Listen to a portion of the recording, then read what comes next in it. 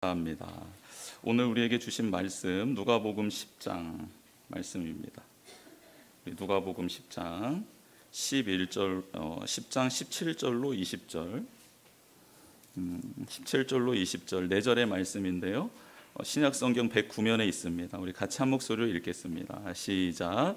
70인이 기뻐하며 돌아와 이르되 주여 주의 이름이면 귀신들도 우리에게 항복하더이다. 예수께서 이르시되 사탄이 하늘로부터 번개같이 떨어지는 것을 내가 보았노라. 내가 너희에게 뱀과 정갈을 밟으며 원수의 모든 능력을 제어할 권능을 주었으니 너희를 해칠 자가 결코 없으리라. 그러나 귀신들이 너희에게 항복하는 것으로 기뻐하지 말고 너희 이름이 하늘에 기록된 것으로 기뻐하라 하시니라. 아멘. 할렐루야. 하나님께서 행하신 일들을 찬양하고 높여드립니다. 오늘 이 본문은 예수님께서 70명의 제자들을 따로 세우셔서 예수님이 가셔서 행하실 곳으로 먼저 보낸 일, 그 역사들이 일어나고 난 다음 선교 보고의 장면을 나타내고 있습니다. 여러분, 선교를 하는 것도 너무너무 중요한데요, 이 선교를 어떻게 매듭 짓느냐가 참 중요합니다. 그래서 보고가 선교의 끝인 거예요. 끝. 그래서 시작 전부터 준비하고 현장에 가서 뛰고 그 다음에 또 그것을 잘 준비하여서 보고까지 하며 그 보고의 현장으로서 이제 매듭이 지어지는 것이죠. 예수님도 70명의 제자들을 세우시고 예수님이 가실 곳, 역사하실 곳이지만 미리 그들을 파송합니다. 파송해서 그곳에 가서 그 영혼들을 추수해야 되는데, 하나님의 나라로 알곡으로 거둬들여야 되는데, 추수할 것은 너무 많은데 일꾼이 적으니 일꾼 보내달라고 가서 엎드려서 너희들 먼저 기도하고, 그리고 너희들이 먼저 가서 내가 들어갈 길을 예비하라 라고 그렇게 우리를 보내시는 거예요. 그래서 우리 생명의 길 복민교회가 이번에 평일교회에 그렇게 쓰임받은 거죠. 평일교회에 하나님이 역사하실 것을 믿습니다. 근데 그 역사하실 것을 앞서 하나님께서 우리를 보내셔서 그곳에서 기도하게 하시고 예배하게 하시고 하나님의 뜻을 이루게 하신 것이죠. 그래서 이 선교라는 것은 예수님이 역사하시는 것, 역사하시기 전에 하나님의 사람들을 먼저 보내시고 그곳에서 복음을 전하게 하시고 능력을 행하게 하시고 기도하게 하시고 눈물을 흘리게 하시고 땀을 쏟게 하셔서 예수님이 가셔서 행할 일들을 미리 준비하는 것이다. 그래서 선교는 그게 시작인 것이 끝이 아니다라는 거예요. 그래서 이제 뭐 내년에도 가게 되고 내후년에도 가게 될 텐데요, 가게 되면 이제 열매들을 보게 될 것입니다. 어떤 열매입니까? 하나님이 행하신 열매들을 보게 될 것입니다. 그런데 선교지에만 그런 일들이 일어날까요? 아닙니다. 이 70명의 제자들이 선교의 수혜자들입니다. 은혜의 수혜자들이에요. 어떤 수혜자입니까? 예수님과 같이 있어야지만 하나님의 능력이 나타난 줄 알았는데, 이제 예수님과 떨어져서 예수 그리스도의 이름으로 선포할 때, 예수 그리스도의 이름으로 예배할 때, 예수 그리스도의 이름으로 귀신들에게 명할 때, 예수님이 함께 하셨을 때 일어났던 동일한 일들을 경험하게 되면서 예수님이 어떤 분인지를 깨닫게 되더라는 거예요. 예수님을 더 깊이 알아가게 되는 은혜를 체험하게 된다는 것이죠. 여러분, 이겁니다. 선교는 선교지, 선교지역, 선교의 대상자들이 복을 받을 뿐만 아니라 가장 큰 수혜자는 그 예수 그리스도의 명령 앞에 기도하겠습니다, 중보로 순종하고, 아니면 현장으로 뛰겠습니다, 현장으로 순종하는 이 모든 순종하는 자들이 누리게 되는 은혜와 영광인 줄 믿습니다. 그래서 선교가 끝난 다음 70명의 제자들이 돌아옵니다. 예수님께로 돌아와요. 돌아오는데 어떻게 돌아옵니까? 11절입니다. 70인이 기뻐하며 돌아옵니다. 여러분, 선교는 기쁨으로 끝나는 게 맞습니다. 근데 왜 기쁨으로 끝났죠? 그 이유에 대해서 말씀하고 있습니다. 17절입니다. 70인이 기뻐하며 돌아와 이르되, 왜 기뻐했나? 이유가 나옵니다. 주여 주의 이름이면 귀신들도 우리에게 항복하더이다.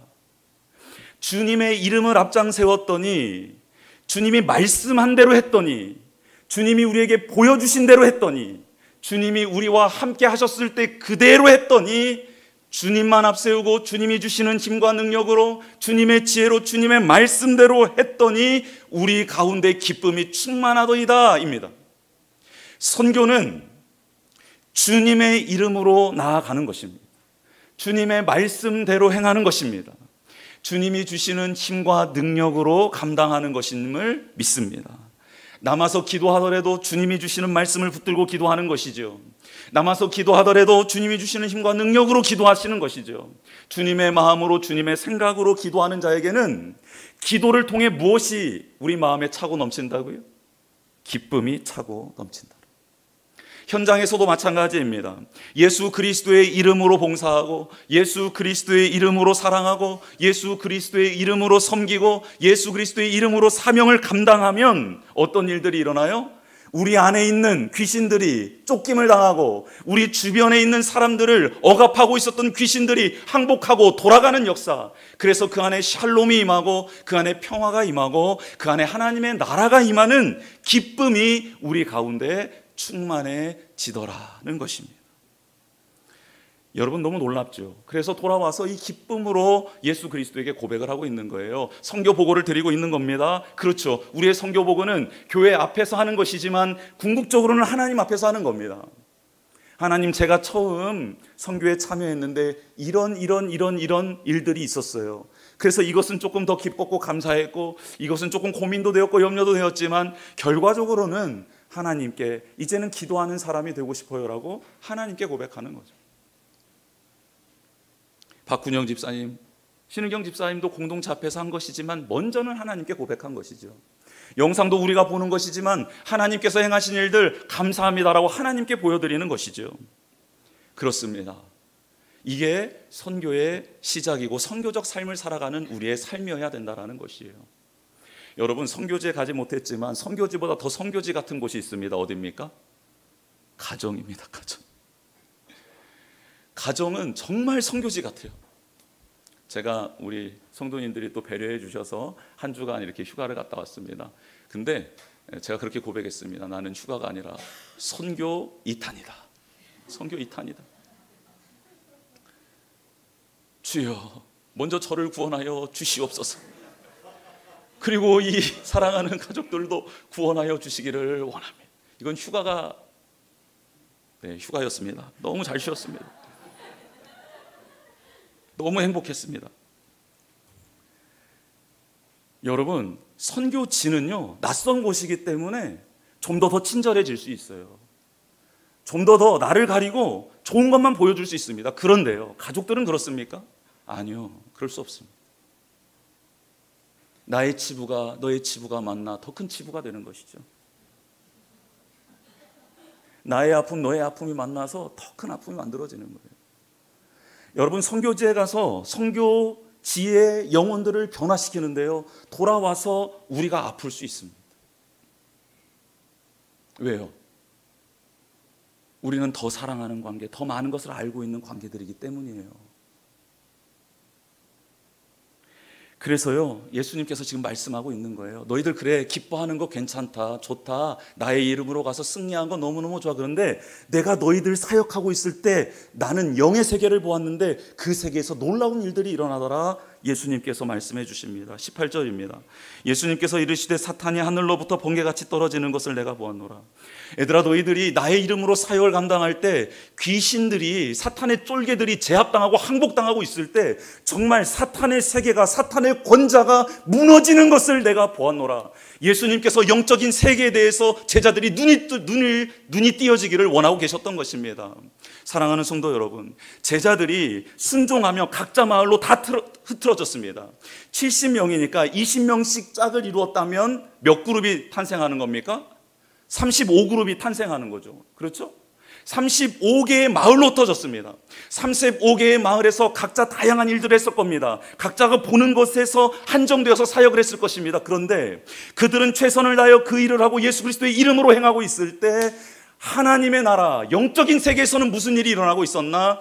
사탄의 세력이 약화되고 축소되고 그의 권능이, 그의 능력이 떨어지고 하나님의 나라가 확장되어지고 있는 역사를 예수 그리스도가 보고, 그 일을 기뻐하며 돌아온 제자들에게 알려주고 있다는 거예요.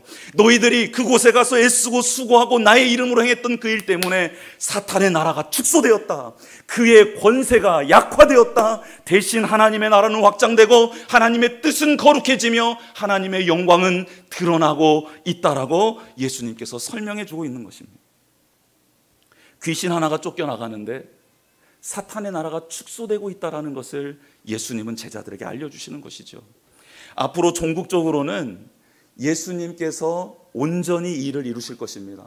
십자가에서 죽으시고 부활하심으로 이님이 여자의 후손이 사탄의 뱀의 머리를 밟게 상하게 될 것이다라는 말씀을 이루셨습니다.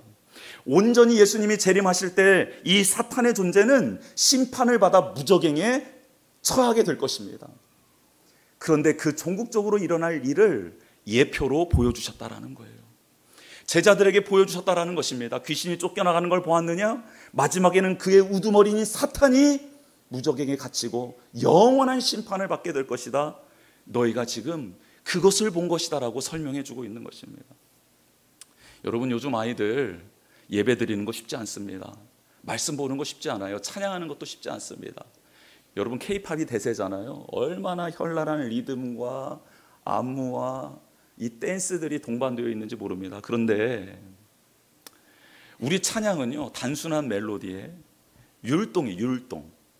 우리 아까 세영이가 춤이라고 했는데 춤 수준이 아니죠. 율동이에요, 율동. 귀여운 율동입니다, 율동. 그런데요, 이번에 보게 되었습니다. 하나님께서 우리 다음 세대들을 살려내실 거다라는 꿈과 희망을 보게 되었습니다. 아이들이 찬양을 얼마나 기쁘게 하든지요, 말씀을 얼마나 잘 듣든지요, 그리고 고사리 같은 손을 모아 기도하든지요, 하나님께서는 다음 세대를 믿음으로 세워주실 줄 믿습니다. 이 약속을 보게 해주신 거예요. 또한 우리 평일교회 성도님들과 우리 성도님들이 같이 뜨겁게 손을 받잡고 기도를 하는데 하나님이 그 안에 정말 천국을 이루어 주시더라고요. 78년 된 다 장로님, 권사님, 백발이 성성하시고 손에 잔주름이 가득한 분들이 우리 성도님들의 손을 잡고 이 5살밖에 안 된 교회 지켜나가기 위하여 애쓰고 있는 우리 집사님들을 축복하여 주시고 이 교회를 복 주시옵소서라고 그렇게 기도하시는데 얼마나 감동이 되고 큰 위로가 되든지 너무너무 행복했습니다. 또한 우리 집사님들이 우리 어르신들의 손을 잡고 그동안 수고하고 애썼던 이 믿음이 계속해서 다음 세대로 이어지게 하여 주시고 이 교회를 통해 이 지역사회가 일어나게 해달라고 기도할 때에 그 어르신들이 얼마나 큰 힘을 얻고 위로를 받고 용기를 얻었는지 그 자리가 바로 천국이었다라고 생각이 듭니다. 하나님께서는 이 교회가 쇠퇴하고 있는 이 시대에 아니다, 나의 교회는 내가 살릴 것이고 나를 통해, 나의 영을 통해 큰 군대가 될 것이다라는 것을 그 시간을 통해 보여주신 줄 믿습니다. 그 믿음을 가지고 우리는 꿈을 꾸게 된 것이죠. 그리고 우리 평일교회 어르신들이 90세 되시고 80세, 70세 되신 우리 어르신들이 기도를 통해, 예배를 통해, 또 그 교회가 생명들로 가득해진 모습을 통해 지나간 날에 열정이 회복되셨어요. 열정이. 할렐루야. 하나님은 하나님의 사람을 가만두지 않고 그 상황 속에서 그를 건져내어 기도의 용사로, 또 무릎 꿇는 용사로, 하나님의 비전을 선포하는 용사로 세워주시기를 원하셨던 것이지요. 사랑하는 평일교회와 또 우리 복민교회에 하나님의 거룩한 그 뜻이 이루어질 줄 믿습니다. 그것을 이번에 보여주셨다라고 믿어요. 그리고 그것을 보았다면 이제 최후의 승리도 하나님께서 책임져 주실 거다라는 것을 믿고 우리 모두 기쁨으로 나아가기를 주님의 이름으로 축복합니다. 그러면서 예수님 말씀하십니다. 내가 너희에게 준 권세는 그저 그런 권세가 아니다. 19절입니다. 내가 너희에게 뱀과 정갈을 밟으며 원수의 모든 능력을 제어할 권능을 주었으니 너희를 해칠 자가 결코 없으리라. 아멘. 뱀과 정갈은 독을 가진, 맹독을 가진 피조물들 아닙니까? 그런데 이것은 뭘 상징합니까? 사탄을 상징하는 것이에요. 원수들을 상징하는 것이지요. 그들을 너희들이 밟을 수 있고 그들을 제어할 권능이 너희들에게 있다라고 예수님께서 말씀해 주시는 겁니다. 여러분, 에베소서 6장에 보면 하나님의 사람, 하나님의 공동체가 마지막 최후로 승리해야 될 싸움에 대해서 말씀해 주시는데 그 싸움은 바로 영적인 싸움입니다. 혈과 육에 대한 싸움이 아니라 악한 영과의 싸움에 대해서 에베소서 6장에 말씀해 주고 있습니다. 그런데 전신갑주에 여러 가지 요소들이 나오죠. 진리의 허리띠, 의의 흉배, 구원의 투구, 믿음의 방패, 성령의 검, 평안의 복음의 신, 이렇게 나오는데요, 이 중에 각자 개인이 소지하지만 연합하지 않고서는 할 수 없는 무기들이 있습니다. 그게 바로 방패입니다. 방패는 원수가 쏘는 불화살을 막는 것인데요, 로마 군인들이 가지고 있었던 방패의 길이는 1.2m 정도가 됐습니다. 그러니까 한 사람의 턱 정도, 입 정도를 가릴 만한 큰 방패였습니다. 가죽으로 겉을 감싸고 있어서 물에 적시면 불화살도 막을 수 있는 그런 방패였습니다.